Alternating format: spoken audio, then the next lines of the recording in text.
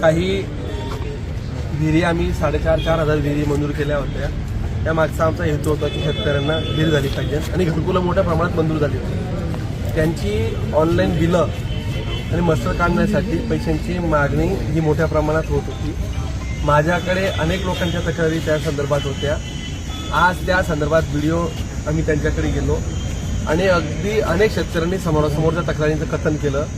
आम्ही संबंधित अधिकाऱ्यांना धारेवर धरत आता आम्ही असं ठरवलंय की एवढ्या 2 दिवसात ज्या ज्या लोकांकडून माझी आपल्याही माध्यमातून विनंती असेल, ज्या ज्या लोकांकडून पंचायत समिती कार्यालयातल्या टीपीओ, बीडीओ, एबीडीओ किंवा खालच्या लोकांनी पैसे घेतले असतील, आपले मस्टर काढण्यासाठी पैसे मागणी केली असेल, पैसे दिले असतील, त्या अशा सगळ्या लोकांना 2 दिवसात येऊन पोलीस स्टेशनला आम्ही त्यांच्यावर गुन्हे दाखल करणार आहोत। आता काही लोकांनी तक्रारी दिल्या आहेत। या सगळ्या तक्रारी एकत्र करून याची खात्रीने चौकशी होणार आहे आणि यातल्या शेतकऱ्यांना लुटणाऱ्या, सर्वसामान्यांना लुटणाऱ्या एकालाही आम्ही सोडणार नाहीत। साधारणतः अनेक लोकांच्या तक्रारीवरनं असं लक्षात आलं की यामध्ये एक मोठं अर्थकारण या माध्यमातून होताना दिसतंय। त्याच्यामुळे आता 2 दिवसात आम्ही या सगळ्या प्रकरणाची व्याप्ती लक्षात घेऊन ज्या ज्या गावातल्या लोकांकडनं पैसे घेतले असतील त्या लोकांना बोलून त्यांच्याच आम्ही पोलीस स्टेशनला आता गुन्हे दाखल करण्यासाठी फिर्यादी देणार आहोत। जखम पायाला आणि मलम डोक्याला लावून काही फायदा नाही।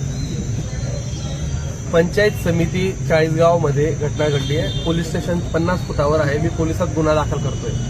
आपल्याकडे हा सूर्यन हाय जजरत असतो। हे खरं आहे की ही एक अपप्रवृत्ती खरंच मोठ्या प्रमाणात वाढताना दिसते, फोफावते। परंतु या अपप्रवृत्तीला आळा घालण्यासाठी मी स्वतः लक्ष घालणार आहे आणि माझा मुळात स्वभाव आहे अन्यायाच्या विरुद्ध आपण आवाजही पेटवला पाहिजे। सत्ता, राजकारण, पक्ष हे एक भाग वेगळाच असू द्या, परंतु सरकारची जी भूमिका आहे की खाली शेतकऱ्यांना पैसे पोहोचले पाहिजेत, त्यामध्ये शेतकऱ्यांची लूट होते ही वस्तुस्थिती आहे आणि त्यामुळे यामध्ये जे सिंडिकेटमध्ये जे लोक असतील त्यांना योग्य पद्धतीने धडा शिकवला जाईल। ही वस्तुस्थिती आहे की सरकार ज्या पद्धतीने आता ही योजना राबवते आहे, ती घरकुलाची असेल किंवा एमआरजीएसमधले कन्व्हर्जनचे विषय असतील किंवा विहिरींचे असेल, यामध्ये पैसे घेतल्याशिवाय विहिरी दिल्या जात नाहीये, पैसे घेतल्याशिवाय मस्टर टाकले जात नाहीये।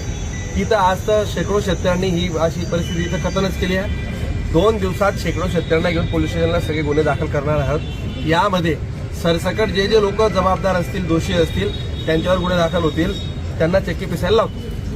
बघा, एका विहिरीच्या मंजुरीसाठी 20, 15, 25 हजार रुपये ज्यावेळेस घेतले जातात त्यावेळेस त्यातला कॉन्ट्रॅक्च्युअल जो टीपीओ आहे त्याच्यासोबत त्याचा एक येई असेल, इंजिनियर असेल, एबीडीओ असतील, बीडीओ असतील, ही सिस्टीम असल्याशिवाय हे होऊच शकत नाही असं आमचं प्रथमदर्शी मत आहे। यामध्ये आता पोलिसही तपास करत आहेत। पोलिसांनी ती सगळी आता याद्या मागवल्या आहेत। ज्या लोकांचे पैसे निघाले त्या लोकांमध्ये काही इंजिनियर पार्टनर असल्याचा आरोप देखील या सगळ्या बऱ्याच लोकांनी इथे केला आहे। या घटनेची व्याप्ती जवळजवळ बऱ्याच मोठ्या प्रमाणात मला दिसते।